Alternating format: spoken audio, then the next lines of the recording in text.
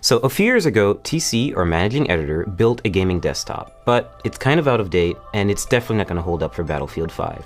So let's build a new one. You can build a gaming desktop for around $1,000, but I want to go all out, so I spent around $2,000. PC like this is going to be able to play most games at ultra settings. So what do you need to build a desktop? Well, of course, first you need a table.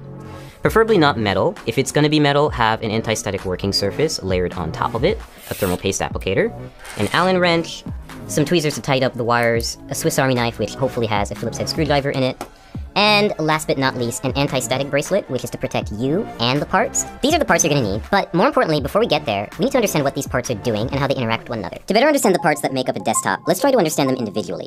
The processor is like the computer's brain, a base of calculations that control everything the computer does. The motherboard is like the foundation, serving as a main structure for all other parts to be added to. It also allows the other parts to communicate with one another, which also makes it kind of like a nervous system. Graphics cards are responsible for rendering and processing visuals into what you see on screen. Our PC's power supply is of course channeling electricity, in that it adjusts and provides the right amount of energy to keep it running.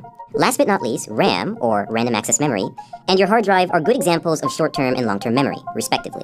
If you want to better understand what kind of computer to build, then first figure out what you want to use it for. A gamer might care more about a graphics card than, say, a video editor, who might want extra RAM to assist with editing large files. If you're building a budget build for video streaming, say under $1,000, you want to focus on parts, like a Core i5 or Core i3 processor, that require less energy. They'll be less powerful, but then you'll be able to scale back the cost of several other parts. And if you need help choosing the right parts for your build, there's sites like PCPartPicker.com that help show presets for which parts fit together, which sort of part conflicts you might have, and where to find deals on new parts. We have a lot of boxes and a lot of PC parts, so it's best if you unbox them, isolate the parts that you really need, place items into the case, and make sure that they all fit, and then start working. And now we're really going to start building by adding the motherboard in. Some notes about installing motherboards: they're really delicate, you should be really careful with them, and screw in with confidence, but also don't screw in too hard, otherwise you could crack the board. I chose Asus's Z370 motherboard for two main reasons. One, it has built-in Wi-Fi and Bluetooth, and also it has support for NVMe SSDs, meaning you can get really fast SSDs that are really easy to install. Pay close attention to the brace that goes at the back of the computer. You always have to make sure that you really hammer it in, because there's no screw, it really just has to go outside of the case and clasp onto the frame. And this is very important, because otherwise, you can't align the motherboard correctly with the holes. We're just going to start installing all 8 screws.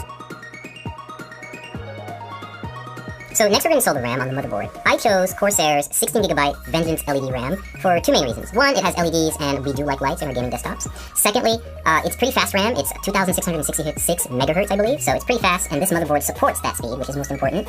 Open the slots first, and just aligning the stick with the middle of the strip, not with the end, and just lining that up with the logo. So once you hear that solid clasp and you don't see the gold connectors on the side anymore, that's when you know the RAM is in. Step 3, we're going to install the hard drive, or in this case, the NVMe SSD. I chose this format of solid-state drive so that I can input it into the motherboard without having to worry about extra wires or putting it in a separate part of the case and just getting really messy. This is from Kingston, and it's 480GB, so it's not a lot, but you can always upgrade this and swap it out, and it's only held down by one screw and the latch, so it's really simple and really straightforward. Speed for gaming is important when it comes to a hard drive. You want files to write quickly and you want games to load quickly, so that's why it's best if you use an SSD. Okay, so step 4, we're going to install the graphics card. I chose PNY's GTX 1080, which is overclocked, and so it's a pretty easy installation. You're just going to find the gold connectors, and you're going to line this bracket with the back end bracket of your PC case. Now, which lane you choose depends entirely on what other parts you're going to put in the system. I'm just going to pick the top line because the SSD is at the bottom and I don't want to cover it. I just think it looks nice. Click down. Take your remaining brackets and just put them in the spots that you haven't used. You don't have to screw these in, they get bolted down by the back end bracket. And your GPU is installed. Power supply time. I chose Corsair's 850-watt power supply because I need enough headroom for ray tracing GPUs when they come out, and I don't have to upgrade it again. So all you have to do is take the brick and make sure that you align it with these little insulating pads, so the power supply doesn't short circuit and come into contact with the rest of the system. So just take it in, slide it in nice and easy until you have a snug fit, and then shift it to the back and make sure it's right up against the frame. Now you just take the required screws and you tighten and screw it in. So next step, we're going to install the CPU core. In this case, it's going to go on the top end of the case, and we're just going to have the hose hang out for a little while until we install the processor, which is going to come a little later. Always be sure to try to place it in the system first before you install it, because you can see it takes up a lot of space. But in this case, no pun intended, it fits in perfectly, and we're going to start screwing it in. And there's nothing special about this screwing process. They're just really long screws because they go through the entire frame of the cooler, and they take forever. So next up, cables. Every power supply is going to come with a big bag of Velcro cables. It's kind of dark at first, so you always have to find the ones that fit. In this case, you need to match those cables with the correct descriptions on the power supply. Next step is we're connecting the power supply to the motherboard with the 24-pin cable. We're just matching the cable from the motherboard, threading it through the back, and attaching the 24-pin header to the power supply so that we have one interface complete. The next two additions will be for the GPU, for any specific ports the case has, for any lighting the case has, the CPU cooler, anything else really. We're installing the CPU, the heart of the computer or the brain, depending on how you look at it. So to do this, we're just going to remove the plastic covering that they put on the motherboard. We can take this little plastic part out, just pop it out of here. And now we have the exposed CPU holder, or rather slot, on the motherboard. And we're going to use the CPU applicator. This is a special part that not everyone gets, but this motherboard with the documentation definitely does have the CPU installation tool. And this is really useful if you want to install a Core i7 64 CPU. Yeah, we've got one, it's a big generation chip, and it's ready to go. And it supports overclocking. So we're having this, when we start with this, we just take the brace, that you can apply right to the CPU, and line up with the triangle that you'll see on the bottom corner. And this will make it easier for us to apply to the motherboard and apply to our case and apply CPU from one side. And we're just going to carefully move it down to the system and make sure that everything lines up, and we'll pass the line right from the beginning. So we're not going to apply down case for the CPU. Every CPU cooler actually comes with a down case for removing the file and separate it, but it's easy to line up, it's good, especially CPU downloads, but it's not going to hold the box down, and we're going to contact with the CPU. The operation is to add the CPU cooler to the top end of the processor. So you'll see there are 4 brackets around the screws in there, brackets in the bracket, and